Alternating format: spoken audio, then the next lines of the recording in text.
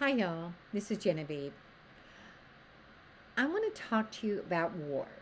And you're going, war? What the? You know. Well, my daddy, my adopted dad, but he raised me, was in World War II in Korea, as so many men were. And I'm not going to say he had a perfect childhood or a perfect young life, but I believe he enlisted in 1942. It might have been 1941. He was born in 22, so he was 18, 19, 20, somewhere in there. And he became a pilot, something of which he was so proud of. And for the most part, he had a great time in World War II.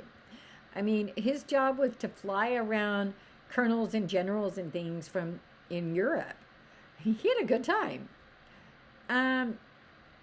until the end, when he flew them to liberate the camps. You're like, camps?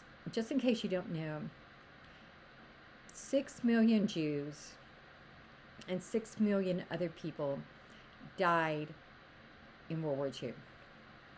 6 million Jews, plus gypsies, homosexuals, etc.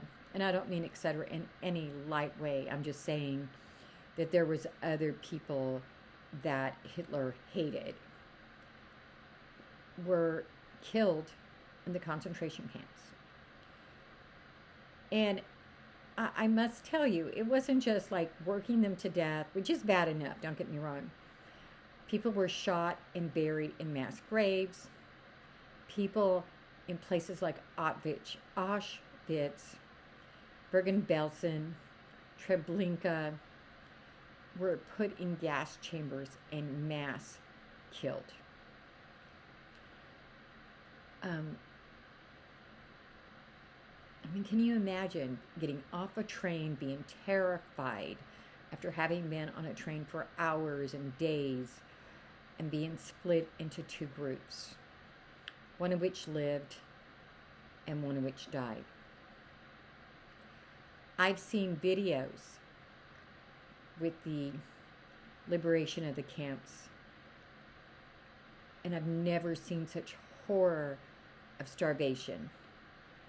Even in Africa, there are some people, not all, look better than they did in the concentration camps. I'm not trying to downplay Africa, but this was done on purpose, allegedly by a civilized nation.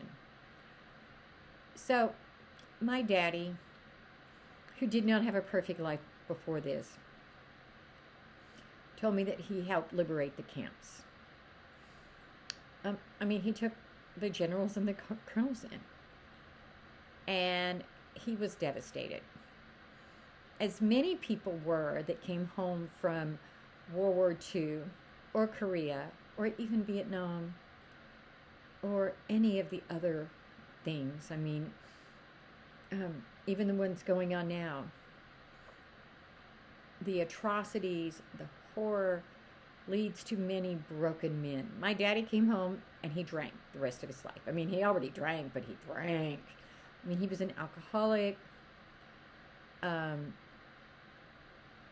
He was mean. But I can't imagine the horrors that he saw. And when I worked with the Veterans Program in Oklahoma County, which was a diversion program, kind of like drug court for veterans, I saw it from Vietnam veterans and veterans of many other wars, most of which I can't name. I'm ashamed to say. They came home broken, and some of them have drug addictions, some of them drank. Everybody has a different addiction, but they came home broken. And so, and I'm not even sure the point of this conversation except to share with you that those people that you know that have gone through trauma, who have PTSD, may have some horrible things in their past. And oh yeah, I could be mad at my daddy. I could be mad at the emotional and physical abuse that he did. And I used to be. I really did.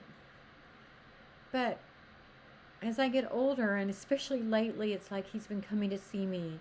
And yes, he's been dead since 1988. But things keep popping up in my brain that remind me of how much he was broken.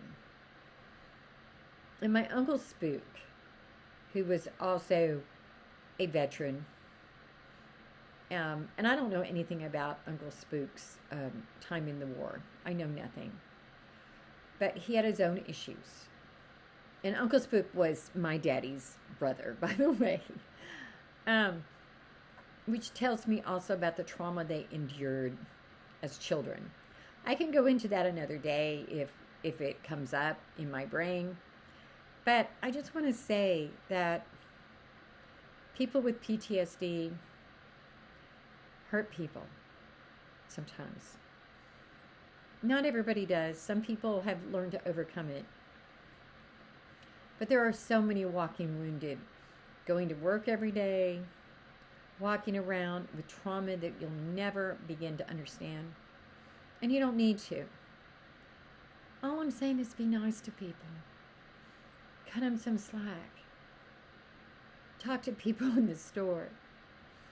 Give random people compliments. In other words, love each other. And I forgive my daddy. Namaste, y'all. You have a great day. Bye-bye.